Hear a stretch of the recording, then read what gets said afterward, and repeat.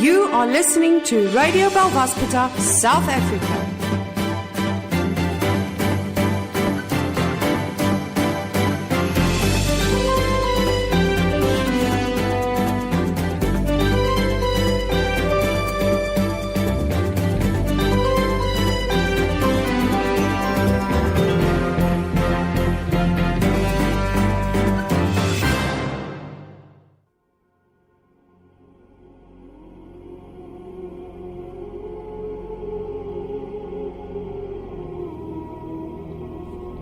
You are listening to Radio Belvaspata, South Africa. This show is dedicated to those who live and love from the heart in infinite ways. In today's episode, we will discuss, share, gain insights, and get clarity on the wisdom and teachings of the mystic and seer Almin, as well as discover more about the miraculous healing modality called Belvaspata. Your host for this show is Paul.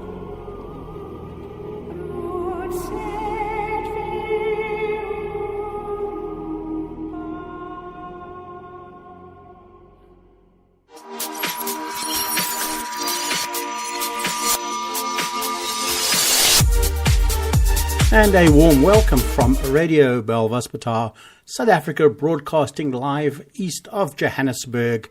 It's a very, very wet day for us all here. Flood warnings around in our province. Absolutely amazing watching this rain bucketing down. But of course, it is life-giving, and having had such shortages over the last few years, we are in deep gratitude for it all. Today on Radio Belvaspata, South Africa, the title and theme is the realization of self-reliance, but aka the Equinox edition. Happy Equinox, everyone. We'll be talking about all of that. Today we're going to talk about self-sustainability and self-reliance that have become good lifelong cousins in the journey into ascension. And we're going to discuss why we can't actually sustain the latest level of awakening for too long at one point. Opposites seem to abound everywhere, but are they opposites or just perspectives?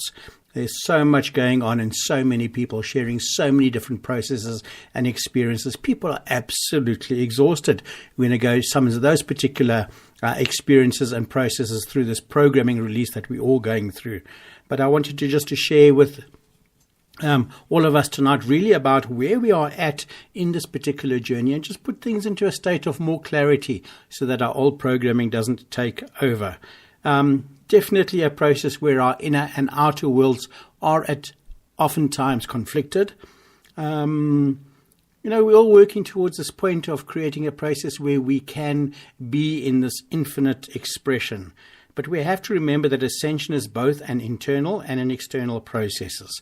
I'm seeing that perhaps an addiction is at play over here, and it's something I realized for myself earlier this week. I'm purging big time. I'm feeling incredibly viral, amazing amount of sweat coming to the surface of my body with this amazing amount of heat. Ladies, you might be calling it menopause on some level, but I've got menopause big time going on. Really incredible. A lot of headaches. I've got back pain. And I feel that I've become very, very serious. Something I might have lost parts of the inner child as I'm going along. So tonight's show is all about me. And hopefully you'll recognize for yourself where you're at, and then you'll be able to apply some of the shifts and changes for yourself. In our last show 2 weeks ago, we spoke in depth about transcending these realities. So tonight we're going to go into more depth about it and really begin to look to see what it is within us that we can get some realizations and some insights for ourselves, and therefore begin to journey in a completely different way. And some of this part of this addiction, I'll talk to you about it because I think it's addiction to ascension attitudes. And I just discovered that a little while ago. Let's talk about all of that as we go along. Welcome to the show. It's myself, Paul, as your host throughout the show tonight. And Nico is on sound desk. And we've got a great signal. Now, the humor about the process is last show or 2 shows ago, we spoke about, just at the end of the show, Diane and I were saying that, we're going to put optic fibers in. All of that's coming up into our neighborhood now. It should bypass the technical issues that we've had trying to produce the show. And just as the signal falls, etc., we lose the signal and then we lose our listenership. And it was quite funny that just as we were saying about that, and there was this little giggle from all of us, and guess what? The signal dropped. We're on a Wi-Fi signal that comes in from a router, and the signal dropped just at that particular moment. And it was so ironic just to watch it all and never to say you've solved something or fixed something. But that was the joke of that particular moment. It was quite enjoyable for us. The Seer Almin says, a life of no opposites is a state of awareness or being that she entered into beyond the realms of spiritual evolution that we have known. And in her own words, since September of 2011, I have gone into a new place of being. I call it, for lack of better words, a life of no opposites. It is beyond anything I have encountered within the dream of duality.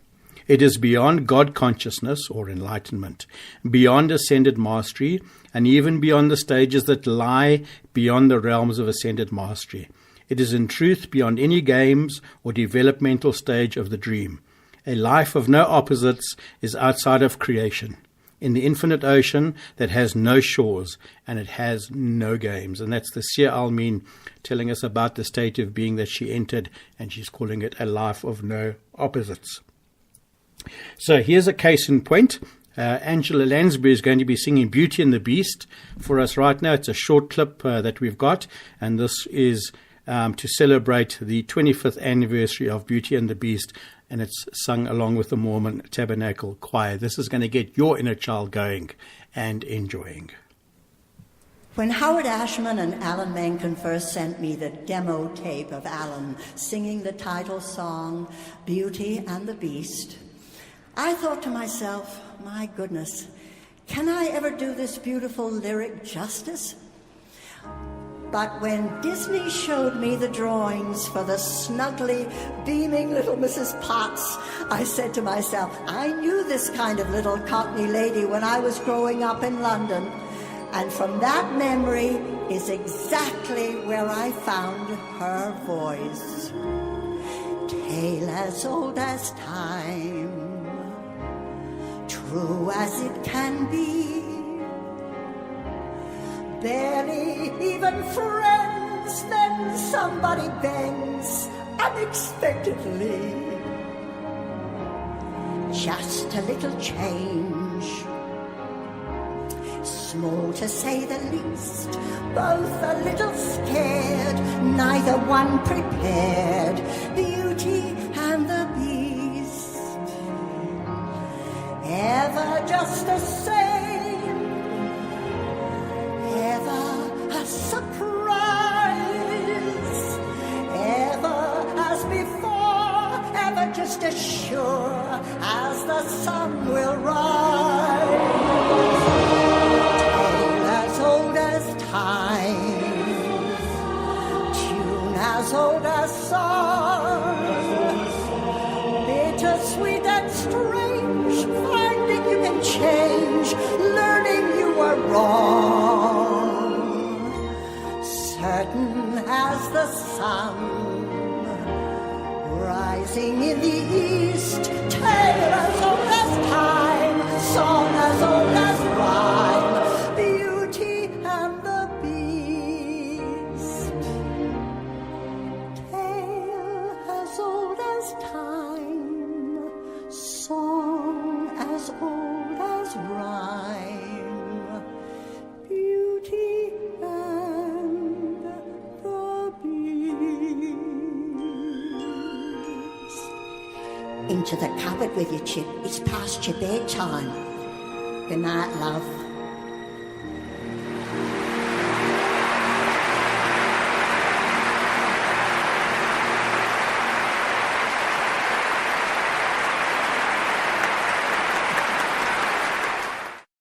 Just a little change.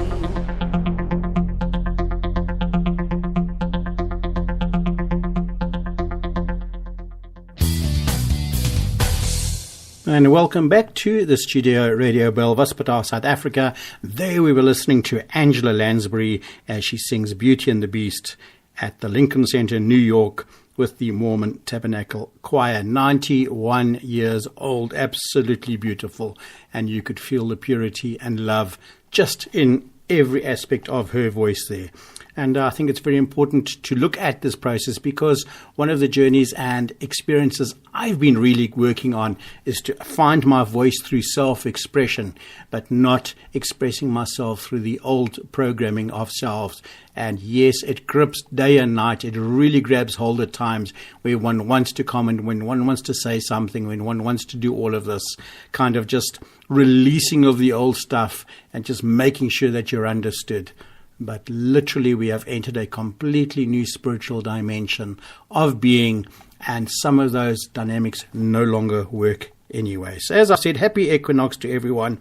We are definitely, well, from our viewpoint, between two processes and planes. One is expectation, the other is assumption. These are all parts of the inner and outer worlds that we're all working on emerging, and that we create this life of no opposites. So we know that this ascension journey is not linear in process. We know that time, we know that space has all moved away. However, we're still sitting with some of that programming, as we've really been discussing in shows over the last year, etc. We need to look at it, perhaps, if you want to look at a linear level, we can say A, B, C, D in terms of the following comments. But I'd like to just point out that these are things that unfold within us in order to experience things on a different level. And what we do is release the old paradigms as we don't need them, as we no longer require them or need them or have a need to hold on to them. And these are purposes of experience. These are things we learn to identify as we're going along. These are things that we say to ourselves, oh, I used to do it this way. But there's still an addiction to behavior patterns on many, many levels.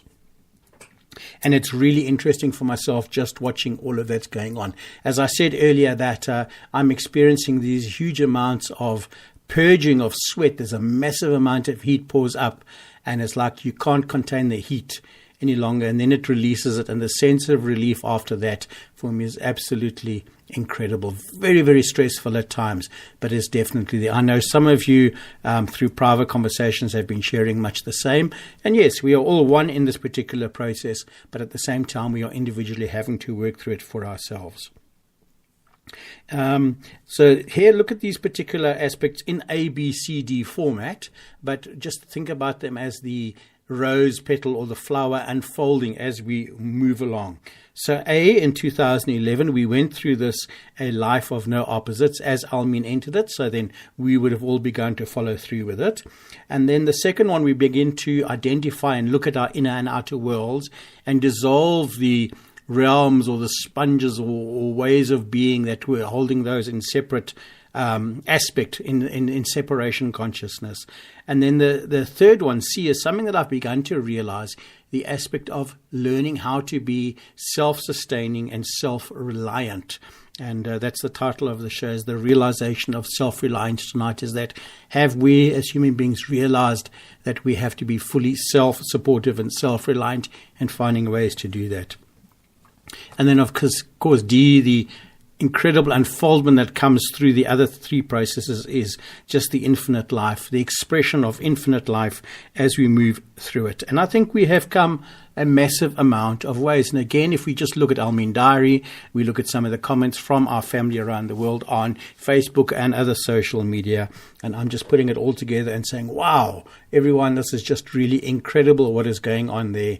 And of course, the new Almin Facebook page that has come up, that's Explorers of Consciousness, so dedicated to just uncovering those subtle insights, and everybody sitting in authenticity and just being part of that whole journey of supporting each one. It is absolutely incredible to watch it all. So Almin says last week that she's entered the 4th stage of the white light. She says to her support team, just an update, I've gone into the 4th stage of awakening. My disorientation is quite severe. I hardly know where I am, and time seems to have collapsed. Space seems fluid, there's no memory, and on and on. I'm doing my best not to succumb to the width and depth of beingness I feel, so that I can still function. And this was given out publicly by the seer to her team on March the 10th. She will share more about this process in the upcoming Awakening from the Dream webinar, which is available on almindiary.com. So let's look at this awakening and ascension process that we've all really been part of And it's so beautiful just to be able to look at it and see where we are at. So remember that ascension is both an internal and an external condition. And they are both intimately linked. We cannot do one without the other. The programming of the old spiritual journey has shifted immensely. We have to take in account both the internal and external worlds that we are working with. Remember that internally ascended mastery is the third stage of human development, and that is after ego identification and God consciousness or enlightenment. Externally, ascension of the earth began in February 2005. It is part of the cosmic ascension. This process has changed a lot about the rules and the way that we play in the cosmos. So ascension attitudes, and these are things that we all practice through the healing modalities of Belvaspatar, and I know for me it's a daily work that I have to bring into being and learning to understand how it works. For myself, of course. So many people are very in touch with their feelings. They aren't logically inclined, so they don't question what they feel. They possess an inner sense of knowingness, and these people function primarily from the right brain and find it natural to be immersed in the three ascension attitudes of love, of praise, and gratitude. And Almin describes this as the feminine approach to spiritual ascension. If we continuously live in the pure vibration of any one of these attitudes for a few months, it will change us from mortal to immortal. We become an ascended master in the flesh. This occurs because love, praise, and gratitude are attitudes that indicate that we have chosen life. These attitudes signal the pituitary gland in order that the thymus excretes life hormones, so our cells are continuously renewed and self-sustaining and self-reliant and self-regenerating. So let's explain a little bit about gratitude. We've been playing some of the clips we've got about it, and we've been working it here on the show amongst the whole team. But let's just look at some of the definitions and descriptions. Gratitude is the next common option for right brain ascension. To feel grateful for all things, we need to know that everything is in divine order, even the seemingly negative occurrences in our lives. This happens when one understands that resistance is necessary for growth. Before we can be grateful for all things, we need to see them as gifts, knowing it is an honor to undergo these challenges because it involves God's awareness. If we live that attitude, so-called problems tend to dissolve, hardships decrease, we start to walk in grace. That's the description around the aspect of gratitude. Excuse me. Love is a difficult right brain option because it requires that no fear be present. Fear is the desire to retreat, and it blocks us from aligning ourselves with the intent of the universe, which is to enfold within itself, including all things. Love doesn't come online as a state of being until we align ourselves with this intent. When we do, love vibrates through the body's cells. Praise and gratitude banish fear. Therefore, love follows these attitudes. However, such things as faith in God and surrender to the divine will are the components of devotion. Such devotion also melts fear and brings forth love. It is necessary for fear to be removed since it is the opposite of love. They cannot exist simultaneously. And these are the inner and outer worlds that I'm referring to, and the work that we're all seeing that is necessary to be done because it's the right time right now. We can raise our consciousness no matter what we worship by having love's vibrations in our cell. This concept places the petty squabbling of churches over dogma and countries, I suppose, all sorts of things into proper perspective. So we cultivate these three ascension attitudes through proper perspective. Start by thinking the most beautiful thoughts possible and focusing on what we have rather than what we don't.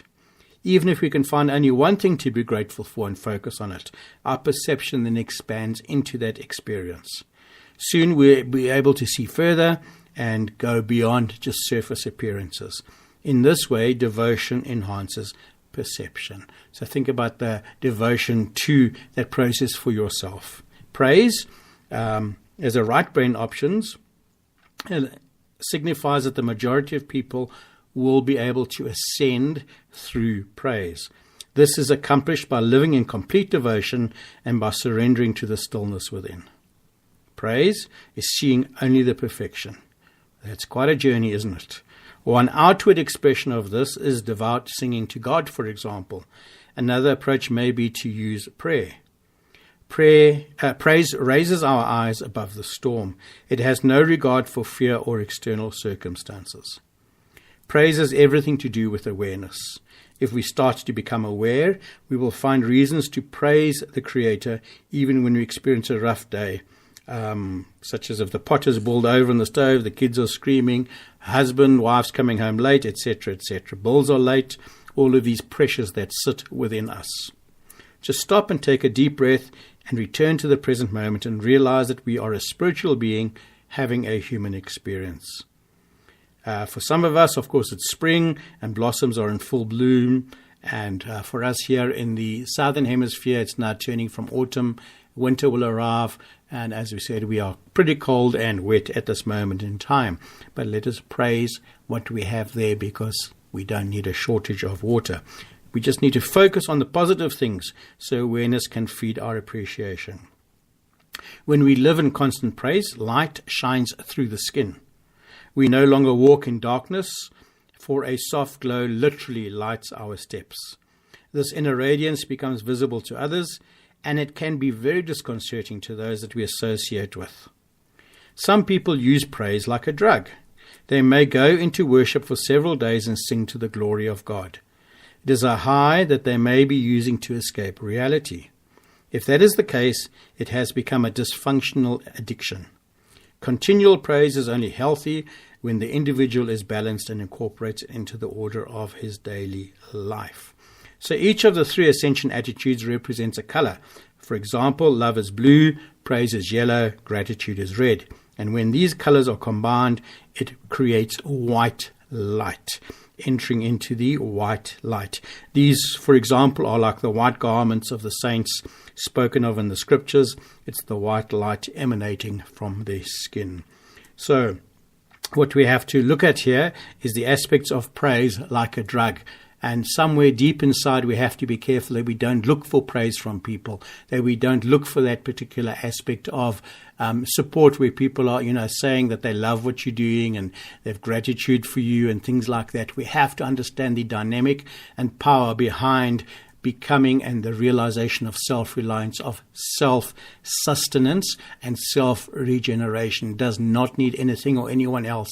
That we do these things for ourselves in our lives because it is the right time and the right process to actually follow at any one moment. And any minute addiction to anyone else's praise or love or gratitude is going to create a process where we have to internalize all of that and begin to work on it. And of course, Belvaspata as a healing modality helps us through that particular process because it creates a sense of awareness so that we can again then work on it in our own way and begin to move forward. Of course, at the end of 2012, it became clear that a fourth ascension attitude needed to be added to the existing three of love, praise, and gratitude. That is the attitude now that has to come in of trust. Trust in the unfolding of infinite life, and the subsequent surrender to it seizes all resistance and judgment of life. And you'll remember that trust as an ascension attitude only came in once a new Belvaspata had come in, and that was the Belvaspata of using healing oils and, of course, using acupressure points and meridian work altogether. So Almin says to us, your environment will fight you. She's talking about the ceremony of peace that is being created now. She says they make it uncomfortable for you to be jerked around by their moods until you learn to keep your peace in the midst of adversarial conduct by those around you. So there I'm just highlighting that particular process that we have to learn to trust ourselves so much, trust in our ability to unfold our own existence, and trust in our own ability to express who we are by finding our voice. And that's the beauty and the beast scenario, really. They're the inner and the outer worlds. Love what is for where it is. Have praise and gratitude and trust yourself fully. Really, really incredible. So Almin here has been talking about the micro and macro cosmic metaphysics of the timeline of the potential India-Pakistan conflict. She's summing that all up, but that's coming up in terms of this ceremony, which is going to take the shape of a focused meditation, and it's a symbolic gesture that focuses change, guidance, and direction into one reality. It's a way to still the mind so our intent can be broadcast into a very specific channel. And this is the ceremony of peace that's coming up. Also on Al-Min Diary, if you wish to log on to that, it'll take the form of an online webinar. Al-Min also tells us that actions that are agenda-driven create an opposite manifestation. And this is very interesting. We must look at all the work that we're doing. Are we addicted to a result? Are we addicted to an outcome? Or do we trust ourselves fully enough that whatever that outcome will be is just the next stepping stone for us to discover what lays beyond all of the garden that is growing within and around us? So there's a preview now where the seer translates a page from the Book of Secrets that explains the importance of inspired action and how the presence of agenda turns our environment into a mirror, and therefore it perpetuates the opposite of what was intended. And she says, for instance, here in making money. So lesson 2, actions that are agenda-driven create an opposite manifestation with the seer. On page 25 it says, when actions are agenda-driven, they create an opposite manifestation of what was intended, because our environment becomes a mirror. Now that is very interesting, because humanity has been taught you set your goal and then you back it up with actions that lead to that goal. And so their actions are agenda-driven, and so very often they create the opposite of what they intended. If their intent is to make money, then they do in fact have less money. So actions that are agenda-driven create an opposite manifestation. This is really important for us to understand, because at this point, beloved ones, if you were in an earlier stage, I would tell you, briefly look at the goal you want to attain, and then focus with passion on doing the steps that lead you to it. But you are so far beyond that stage. So at this point, I have to say, simply live passionately with what is before you. It is in accepting what you have that it increases and supplies even more delight into your life. Now, Stechva Uhuravi is the angel, it's actually angel God, of inspired actions. So the fact that his name is there tells us already what's written below. It says below, it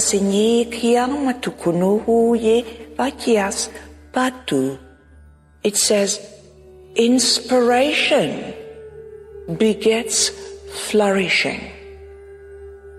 Okay, so your life flourishes when you live from an inspired perspective. And now see, let's take a look at this intent of what you want to reach, the goal. So how do you get to your goal? By just following the inspiration that you have. If you get your goal, you have limited yourself. Inspired action begets, it provides so much more than the goal that you are seeking, beyond what you can imagine. So it gives you a bigger outcome than an outcome you would have set for yourself and tried to reach. That is the result of inspired actions. Now we go into another topic on page 25, which is different but not different.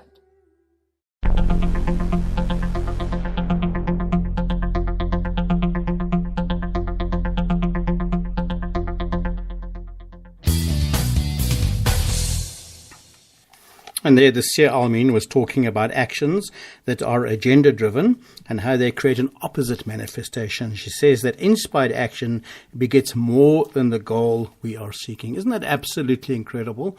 And again, if we're not careful, the old addictions to the old programming and disbelief and mistrust all come in, because then we think that that's all we are worth. In fact, I had to say that to one of our artists, one of our singers here earlier this week, to say, is that all that you think of yourself?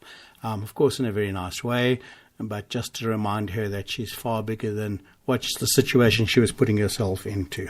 So, interesting, yeah, thanks to the Seer Almin. Let's have some more of that in just a few minutes. Remember that there are also major solar storms causing anxiety, fatigue, and powerful energy shifts at the moment. Nikola Tesla says that the day science begins to study non-physical phenomena, it will make more progress in one decade than in all the previous centuries of its existence. To understand the true nature of the universe, one must think in terms of energy, frequency, and vibration. So cosmic energy has been at an alarmingly high intensity for some weeks now, and it's like that many people are being frazzled or feeling frazzled and exhausted. People are currently wondering how much of it that they can handle it. So from Tuesday, March the 13th, as we began to enter the week of the equinox that we are now in, a stream of high-speed solar wind or hot plasma was ejected through a huge hole, which is said to be 200,000 kilometer wide in the sun's atmosphere and divides the entire Earth-facing hemisphere of the sun. This highly charged wind has been buffeting Earth's magnetic field ever since. Solar flares are sudden flashes of brightness that are gaseous eruptions from the sun. They release vast amounts of tremendously hot, high-energy particles and gases that eject thousands of miles from the surface of the sun. Forecasts show that we should expect still more major geomagnetic storms as we move through this equinox. Solar storms temporarily disturb the Earth's magnetosphere, and solar winds and flares interact with the Earth's electromagnetic fields. We humans, people, gods on the planet are also affected because we each have our own personal electromagnetic field that surrounds us. We'll know that as the aura. Remember, it can play havoc with all our own energy fields. Solar storms are also known to have a huge impact on radio communications, on navigation systems, on all technology, and on living organisms. Solar energy has been shown to change blood flow, to boost adrenaline, and affect blood pressure. It also affects our sleep patterns. Equinoxes are known to cause cracks in the Earth's magnetic fields, which stays open for hours. A portal has opened, apparently, according to some of the articles I've been reading, that allows rapid travel between dimensions of two distant locations in the universe. For example, from the sun to the earth. Now, I see this as the inner and outer specters of self we've been discussing earlier, that the inner realities and outer realities have opened up, and for us to travel backwards and forwards and begin to understand in more depth what it is that we need to do. Remember, though, that the portal is in a temporary period, but it is offering a life-changing opportunity to transform and experience with full conscious awakening more energy, more limitless possibilities, higher wisdom, and increased levels of love and wisdom. This is a tremendous opportunity for us to begin to work with, so long as we realize what we are working with. Solar storms are also known to desynchronize internal biological clocks that control our sleep and wake times. Our pineal glands, for example, are affected by this electromagnetic activity, and it produces an increase in melatonin. Thus, our sleep patterns and intuition are also impacted on. We can find ourselves spun out or agitated without knowing why. We may also notice that our senses are on high alert and that everything feels and sounds louder, brighter, stronger, and more vivid than normal. I know last week I had complete sound overload, and the only way to work it was to just lock myself away for a while and just breathe through it. So remember also that as we go through this particular equinox, we are going to see peaks in increased anxiety, in depression, in bipolar disorders, fatigue and nervousness, which are all coinciding. This can be so extreme that many people will feel as though they've entered a new reality as they leave behind their old, outdated thoughts, emotions, and benefits. These are some of the symptoms that we are seeing, and I'm recognizing a few of them for myself. Pressure headaches, general aches and pains, also in the stomach and solar plexus area. Flushed, extremely dizzy or nauseous. I know on Tuesday and Wednesday yesterday, I could hardly walk just from the dizziness that was going on.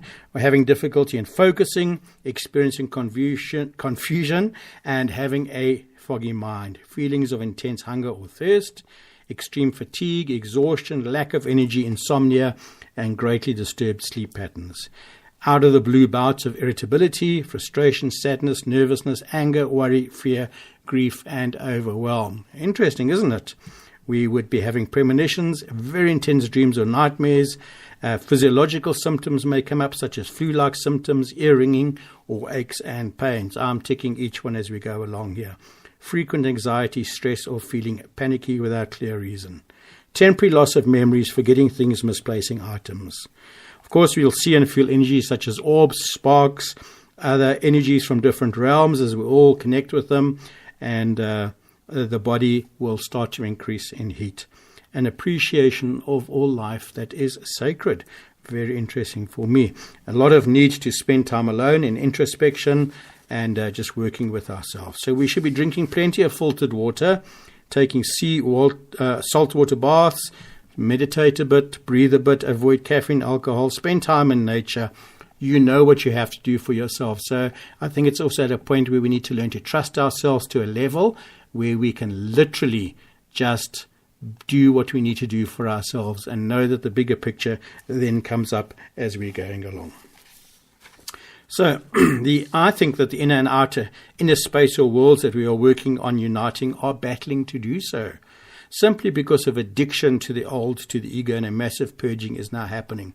For myself, I'll be working on that and just allowing all of this process up just into a sense of realization so that I become more self-reliant on everything that I am and not everything that I was. The Haraknit has been coming up a little bit within some of the conversations I've been having, and this was first briefly mentioned in Almin's book, Aruba Farina, the book of the fairies. She writes here, a spaceless space.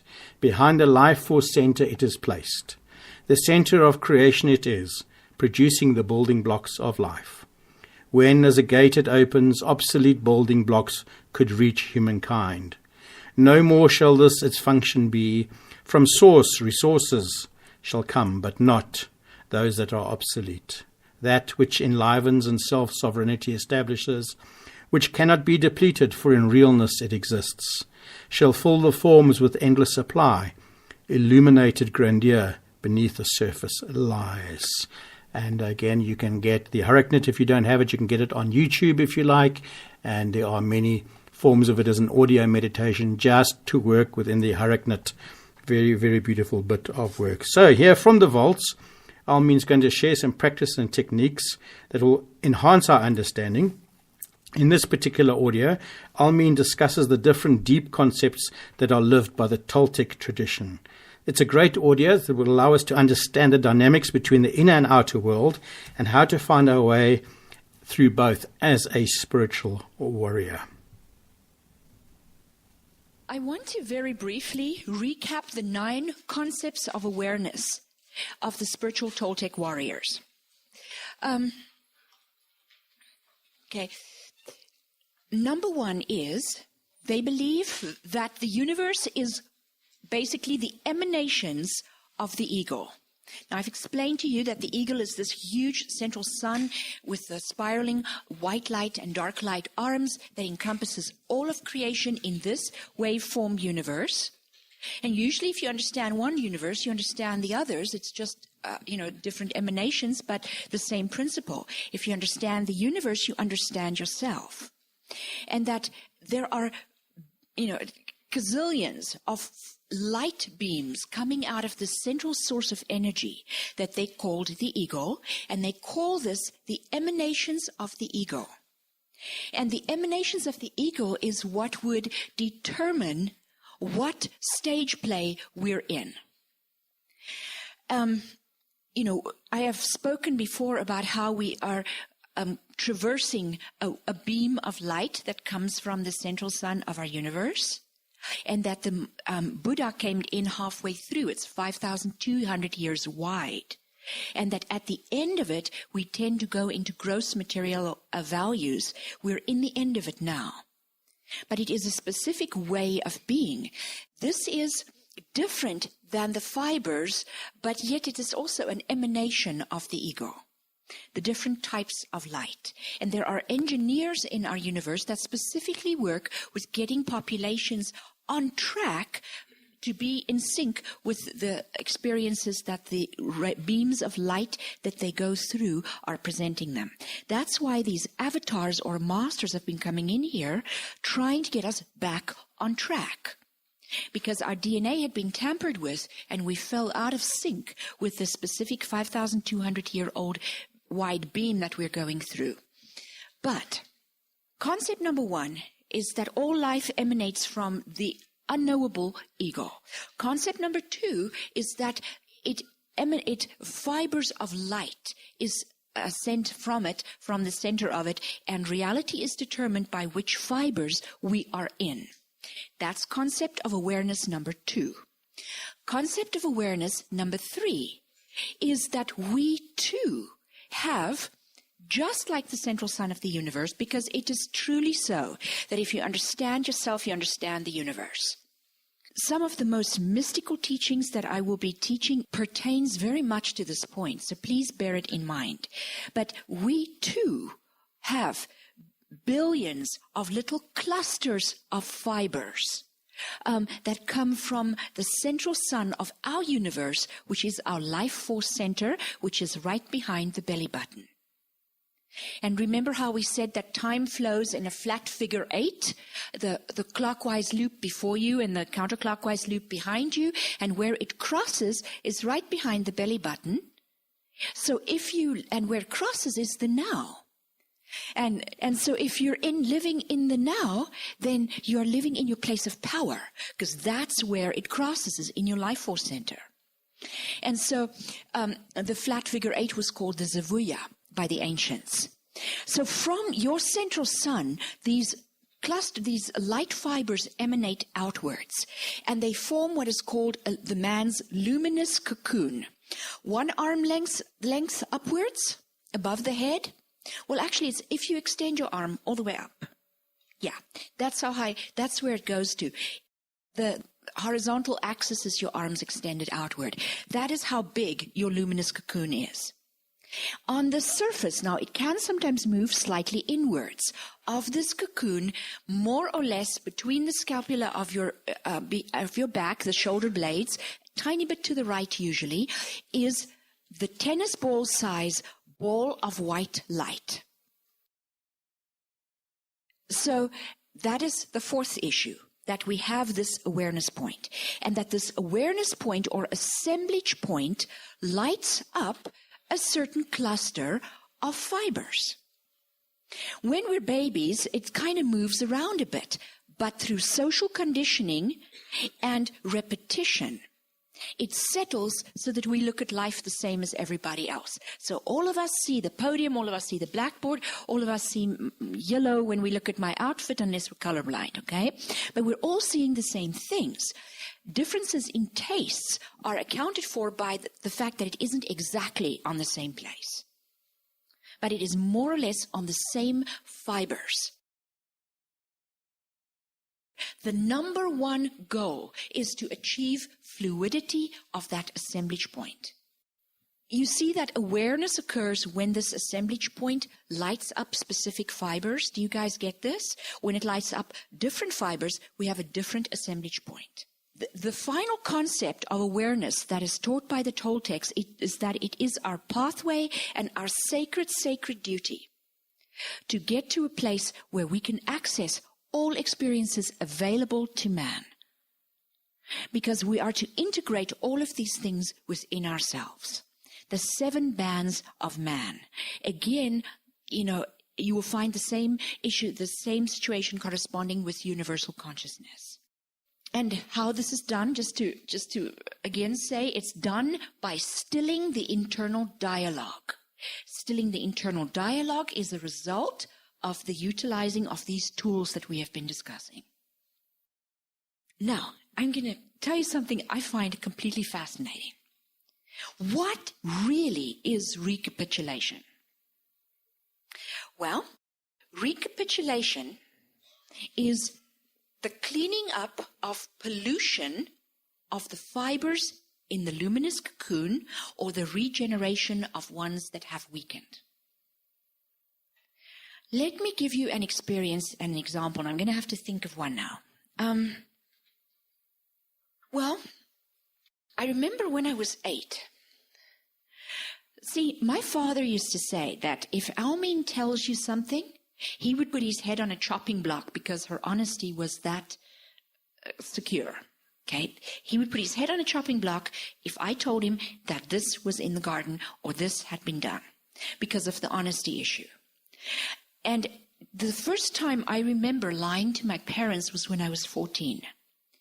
It hurt so badly. My whole body felt like suddenly a piece of me had left. And it had, because untruth actually lowers the vibratory rate. And then a very high being can't stay in the body, so they have to go above the body. And so when I was 14, I told my mother, because I didn't want to go to the darn church, I told her I got lost when I didn't. So I finally had to go fess up that I didn't get lost. I sat around the corner and waited. So, but I was 14 before I told the first lie. And what I remember is that 2 incidences happened that cut me like a knife. And it has been a lot of work, and I'm not sure I'm completely out of the woods. But when somebody actually does not believe that what I'm speaking is the truth, or believe that I'm lying, it cuts like a knife again. So somewhere it's not fully recapitulating. But when I was 8, well, actually, one happened when I was 6. I was 6, we were living in Pretoria, South Africa. My brother was 8 years older than I, and he came up to me and he said, "Sis, I'll give you a buck." Okay, it was a rand in those days. "I give you a buck if you can tell me what is the next card I'm going to pick out of this card deck." So I said, "Okay, it's the Queen of Hearts." So he picked it out, and it was the Queen of Hearts. So I said, "Where's my buck?" So he said, "You did this? You saw it. You peeked around the edge when I said, "No, I didn't. I just guessed." So I said, "Where's my buck?" Well, I didn't get my buck. Because the more I tried to explain to him, I just had a feeling, because I could see it in my head, that he was going to pull out the Queen of Hearts, and therefore I demand my buck. And the sense of injustice inside, man, I was really upset. So finally, I was making such a fuss over my darn buck. It wasn't the buck I wanted. It was the principle of the thing. Because now something that I had done, which I thought was rather clever, had been turned into a nefarious act. And I was very, very mortified by this. So I called my mother over. I said, "Mom, he promised me." In fact, the word promise was a big deal for me. If somebody said promise, that was it. I said, "He promised me, and I did it." And she asked him, he said, "Yes, I did it, but it was just a little joke." She says, "Oh, it was just a little joke." Because my mother had 2 different sets of values and attitudes. One for my brother, whom she absolutely adored, about as much as I adore my son. But, see, she didn't have the justice of not doing to treat us both the same. If I had done that, she would have been horrified that I could be that dishonest. For him, it was just a little joke. Okay, 2 things happened. I lost fibers to my brother. I feel like he took something from me that day. And that day, I made a decision. I made a decision that I would, like for the rest of my life, not to put myself in a position where people judge my integrity. Well, I'm in the wrong job then, but I tried. I watched how through my childhood I tried to always stay. I wouldn't do any competitions. I wouldn't do anything because people would judge my integrity. And when I was 8, again, my mother accused me of doing something, which shall go unnamed. She accused me of doing something, and I couldn't even fit the thought in my head. I was speechless. I tried to explain to her, I could no more do that than the man in the moon. I mean, it doesn't even fit in my head. So I kept trying to explain. And what I realized happened, I got polluted fibers in from my mother. The first experience with my brother, the polluted fiber that came in was that men get away with more things than women. Yeah? Well, I might have done the same thing because I grew wiser and my son is the youngest. So it was, darling, do eat some peas. And with the oldest one, it was eat every pea. And by the middle one, it was, would you eat 3 peas? And this is how it went. So there's not always been very standardized treatment there either. But, that is what I gathered that men were going to be treated differently in this world than women. And that polluted my fibers. The piece that I lost, the fibers that degenerated, was the concept that if I was honest, it would be self-apparent. So in recapitulating your life, you actually restore the fibers of your luminous cocoon. And guess again what the result is?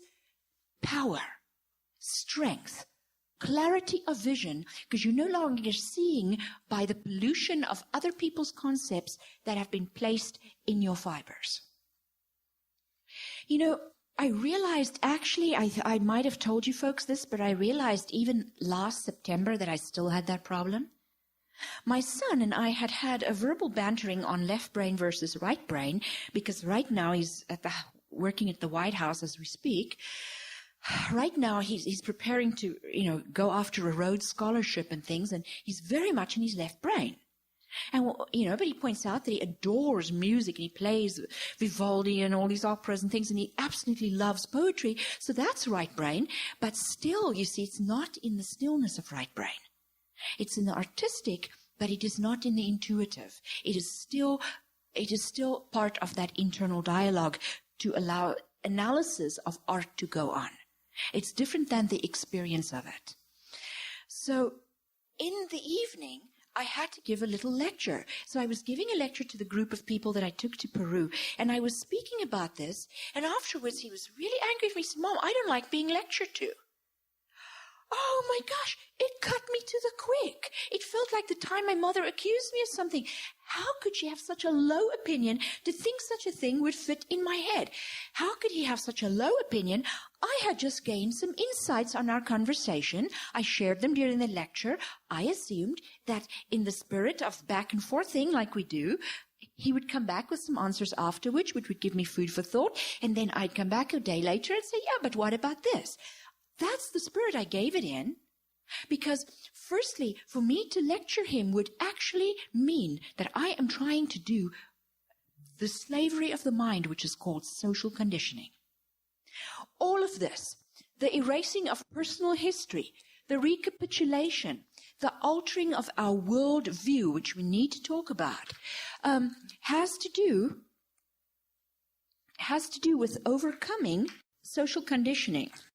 So, for me, I've never given him social conditioning. I've simply shared the highest wisdom I have and listened to his. And he actually felt, before I did, this issue of why we are all one. I understood it intellectually only, but I didn't get it. He got it at 13 before I did. And he tried to explain it to me. I still couldn't get it. 2 years later, I got it. Okay, but I've always listened to him. And I couldn't...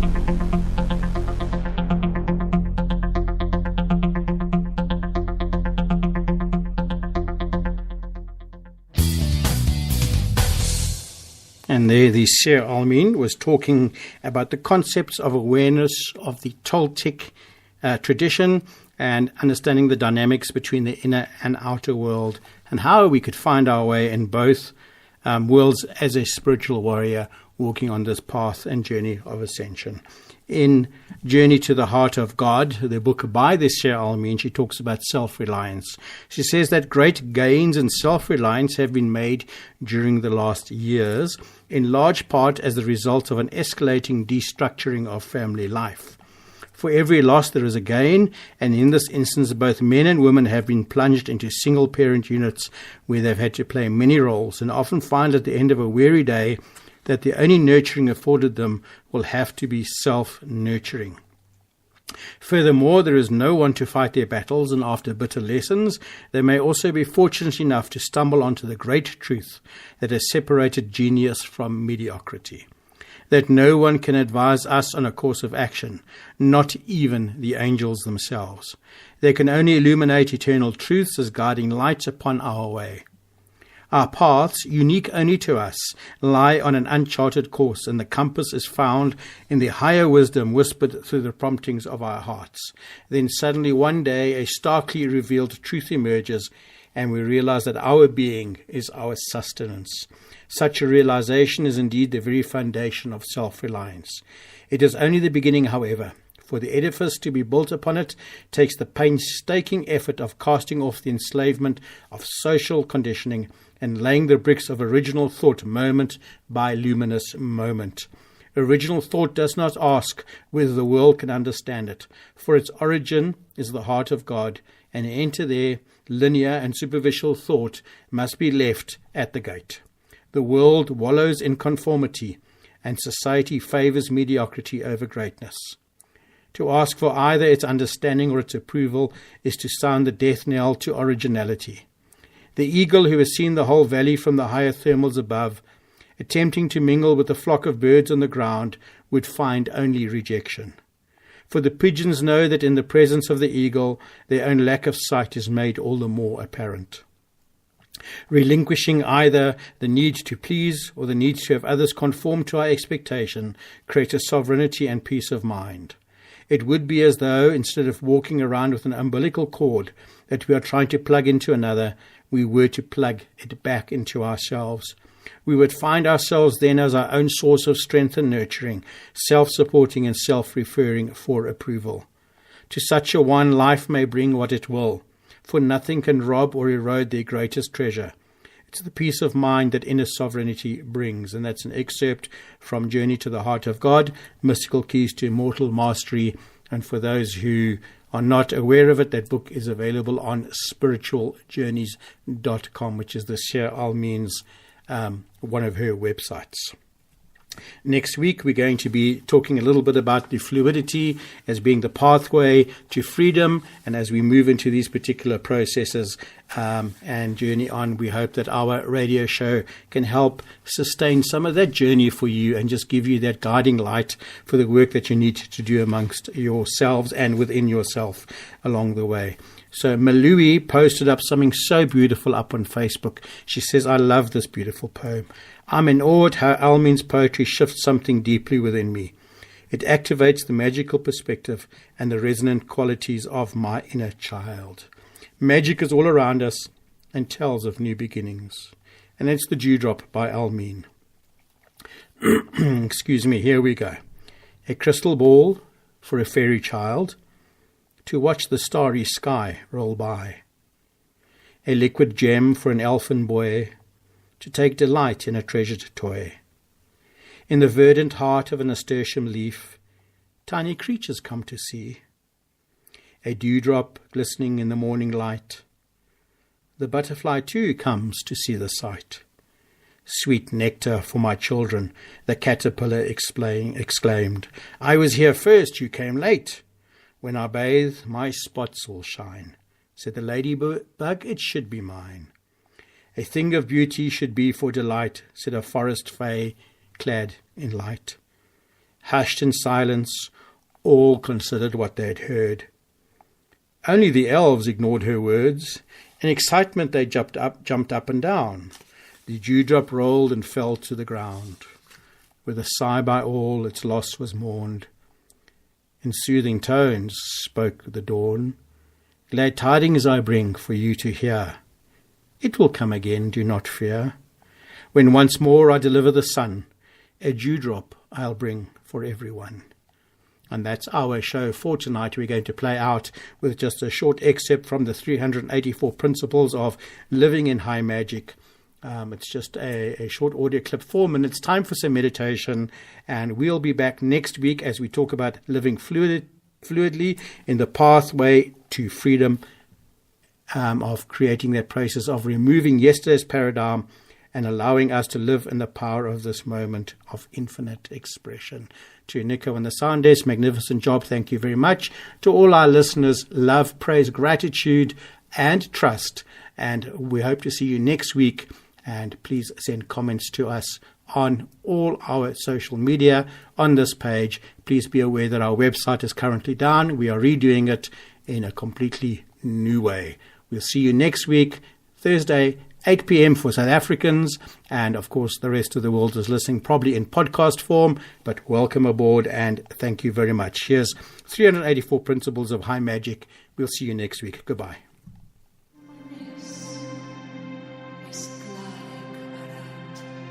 Gri ter root. Everyone's truth varies because their focus on reality does. Truth is the highest perspective of any given, expanded or contracted focus.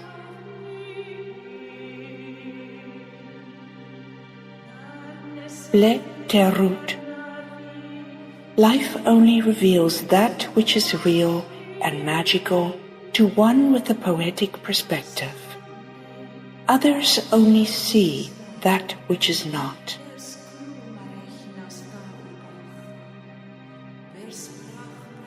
Viset paru.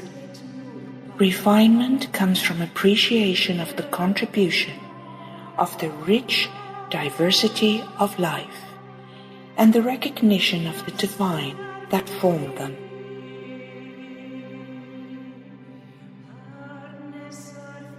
Klas vereva. Grace and surrender are intricately connected. The surrendered life unfolds with impeccable timing and fluidity, yielding grace.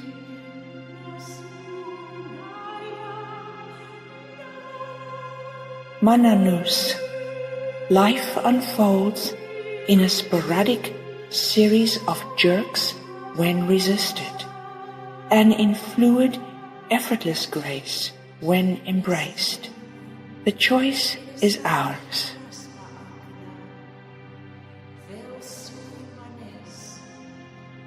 Ra-taturi. The cosmic script is not predetermined. A planned future is a closed future. It is instead an endless array of joyous possibilities.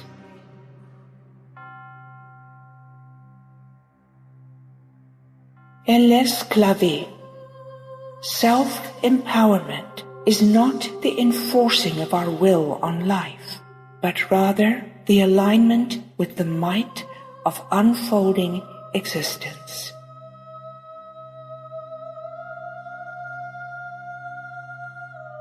Panusar. Authentic expression is not the egoic self's petty desires, but the becoming of a gateway to the unfathomable.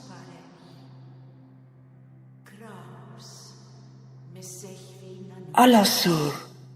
The embodiments of the many, each reflect a unique aspect of infinite expression.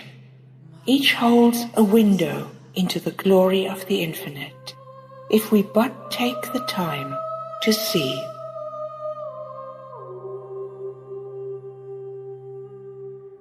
Eleanor. Many miracles unfolding around us are perceived by our senses, but our mind discounts them. Let us set the intention to start believing our eyes and ears.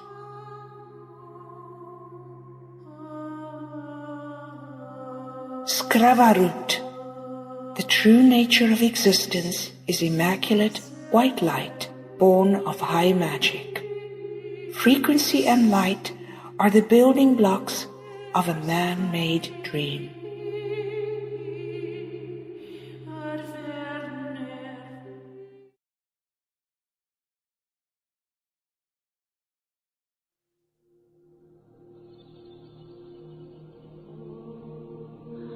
You've been listening to Radio Balbaspata, South Africa.